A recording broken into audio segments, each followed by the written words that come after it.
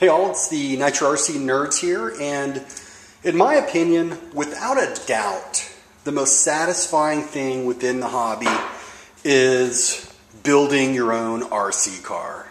So this is my second kit. First one here was the D8T, and man, it's so satisfying knowing that you built that thing from scratch, because you come over here and you look at these Nitro machines here. Boy, it doesn't look like much, but it is insane how many pieces it takes to get that thing together, and how the pieces have to be on right and all that good stuff, and all the tuning that can do and everything. So what I'm going to do is make a video journal, and instead of spread it out, I'm just going to do it in one full swoon, one full video, and you guys can sit back and enjoy this build. Alright, and first things first, I need to steal a bowl before my wife catches me, because I get in trouble when I do that. But I don't care. That looks like a good... Nah, let's get a deeper one. There you go.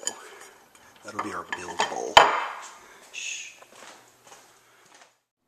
Okay, so the first thing I did is I built the diffs. Interestingly enough, the stock on this is 773, and I'm going to go ahead and stick with that at first, at least, to see how it works, because I also think it's very important that you go with the kind of the stock tune of the kit first, because that's what they obviously recommend, and then from there you begin changing stuff up. Next, I'm going to begin on the front gearing. And some initial impressions. Everything seems of extreme quality so far, which of course was my expectation, because frankly, you know, this is a world-class buggy. The diffs came with quite a bit of O-rings and washers and whatnot, so they're unlike any diffs I've built before, at least with respect to the number of parts inside of it. Another pleasant surprise, I was a little worried starting this because I wasn't sure if I had enough joint grease, and it came with it, so I think that's pretty cool. It also comes with thread lock, but I'm going to use my own because who knows about theirs. I don't know how strong it is. So anyways, everything seems great so far. Alright, so here we are a few days later. Here's an update to the build. So here's pretty much where I am so far. I've got the lower front arms on there. I've got the drive shafts and everything installed. Got the all the gear casing put together. The only thing is that I think the center diff is leaking a little bit.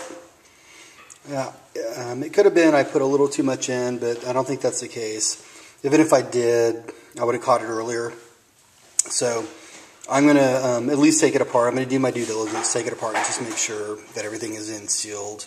Because, man, that's something you want to do now than later, I guarantee it. Other than that, we're going to rock on this weekend. Now we got the front upper plate and the shock tower, and these are some really trick parts. I'm very impressed with the quality of this, and we have the upper arms on it now. So again, just looking pretty good, and I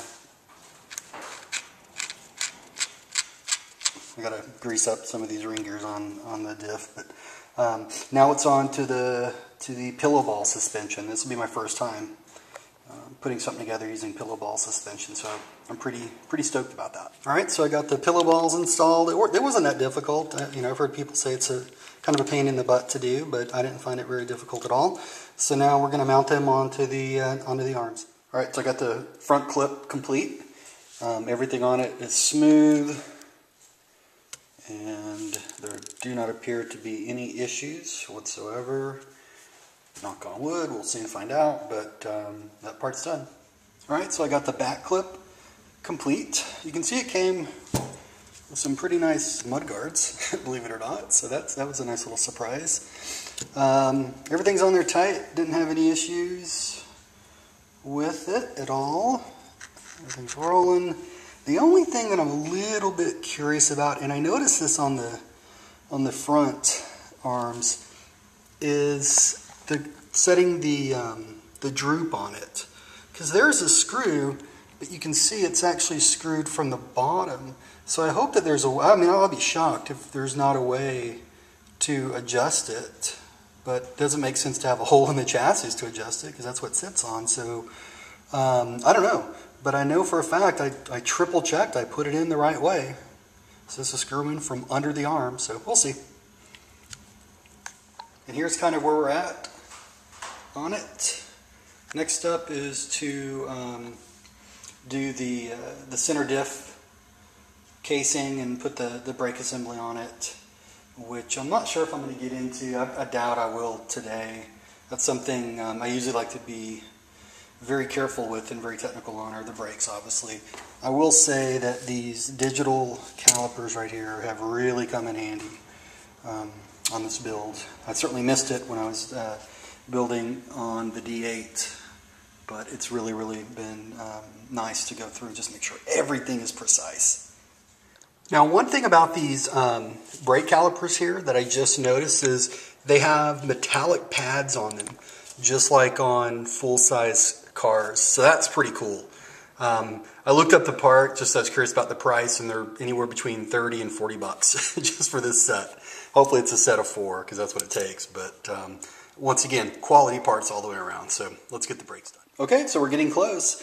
I just put together the brake assembly here, and this is certainly a lot different than anything that I've worked on prior with respect to brakes. It's just really, I mean, the concept is of course the same, but it's just kind of how it all went together, and the instructions were not clear at all, really, to be frank. And so, but everything looks good. I have yet to still go ahead and adjust the pads on here, but I'll do that shortly. And after this, it's bust out the chassis and begin mounting the parts, which I'm very excited about. All right, guys, so quick update on where we are with this build. All right, so it's been a long day and quite a bit has happened on this vehicle. As you can see, of biggest note is the fact that I got the chassis put together, got the front and back clips and the center diff put on. One of the things to note about this, it really freaked me out when I was putting this on, is you can see this back chassis brace right here. It looks like it's rubbing up against the drive shaft. But what I learned is there's a groove right here just perfectly engraved inside of this brace that allows for free movement of the drive shaft. And I kind of laughed at that when I figured it out, because like I said, it freaked me out for a while. But I guess that's Mugen. I mean, they pay attention to detail. Everything thus far on this kit, knock on wood, has just been utmost quality. And wow, it's been different for sure. I got the tie rods on today. One thing I love about this vehicle, at least building it, is the tie rods are easy to put on. It's turnbuckle. They show you which one is proper versus reverse screw, things like that. What I didn't like, though, was they expected you to actually get the tie rod ends on to these ball cups, joints right here, whatever they call it, these ball screws. Here and then under here with them already installed. So there's no way, unless you have hands made of iron clamps, I guess. I use vice grips to get them in. So what I did is I took this out and this out on both sides, made my tie rods, got them precise. I'm using the digital calipers, so everything is measured perfectly. Unlike the D8T here, which he will be soon, I guarantee it. I didn't have my calipers when I built him, but I'm going to take him apart, and everything that can be measured will be intact and whatever. But this is about the Mugen. And so, yeah, everything on it looks really good. I'm really excited. This is going to be the end of part 1, but I do want to give you a quick sneak preview, if you will, of what's coming up in part 2. And part 2 is going to be about the things that I'm most excited about, either because it's something that I feel I'm really good at or something that I have an area for improvement. And one area for improvement that I'm still learning is electronics. And so I'm going down to my local hobby shop and talk with them about the type of battery, because I can tune this to be forward mount, backward mount. I need to think about the different types of charging and things like that. So My guy at the hobby shop, he'll hook me up for sure.